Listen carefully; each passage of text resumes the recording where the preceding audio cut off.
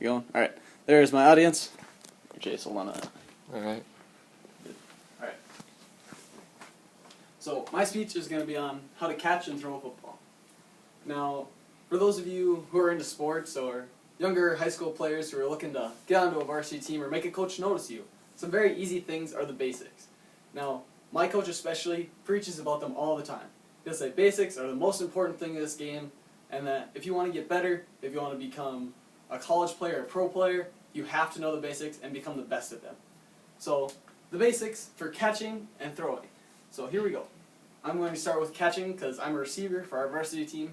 I also play corner, so I know both sides of the ball when it comes to throwing. I know what to look at for a quarterback. So, for wide receivers, you must catch with your eyes first. The first thing you have to know is you have to watch the ball all the way into your hands. So when the ball is coming at you, you have your hands out like this, but you have to watch the ball. You're not looking at where the defenders are, you're not looking at anything else. Watch the ball. The next thing is how to catch. And the best way to do it is to have your hands out in a diamond, like this. So the ball, with a cone shape, fits right into your hands. And again with watching the ball, when you get your hands out in that cone and you follow it in, you keep your eyes on the ball all the way in. You watch it, you catch it, bring it all the way in, fingers on top of the ball like this, you split it, because if you have a finger on it like that finger's going to get broken the first time you get tackled. So you split your fingers on top like that, and you want 3 points of contact. Your fingers, your bicep, and your chest. So there's no way anybody's taking this ball from you. But when you catch it, you watch the ball all the way in. Get those 3 points of contact, and now you can run. Don't worry about getting yards after the catch until you catch the ball first.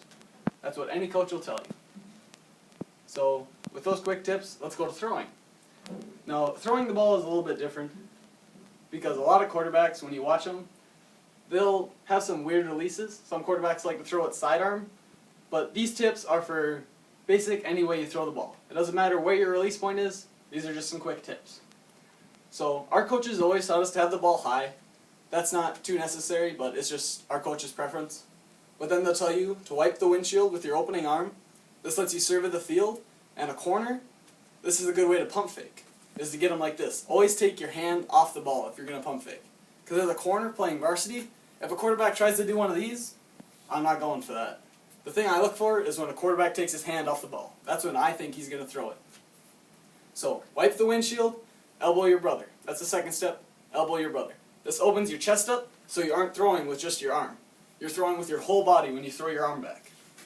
So, wipe the windshield, elbow your brother, and then flick the booger off your finger.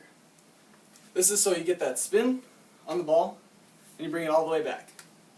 So that spin and that accuracy from bringing your arm all the way through, it's like a follow-through and a jump shot for basketball.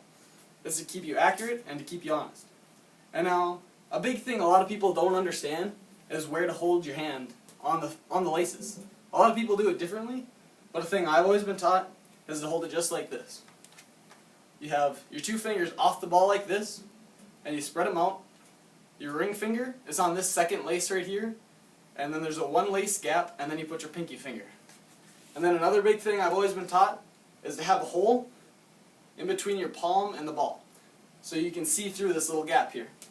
That just makes you more accurate. It makes you a more confident quarterback, or a more accurate quarterback, not confident. Quarterbacks are always arrogant, I think, but that's the receiver. But with these quick tips and these basics are a great way to get a coach to notice you. And coaches always love to tell you about basics. This is the stuff they preach. This is the stuff they want. And if you're good at these, a coach will get you on the field. Especially in a small town like ours, this is all a coach wants, is for you to catch the ball, for you to know how to throw, and for you to be energetic and enthusiastic. Having a love of the game is another great way for a coach to notice you. But hopefully with these tips, you can get on your own varsity team next year.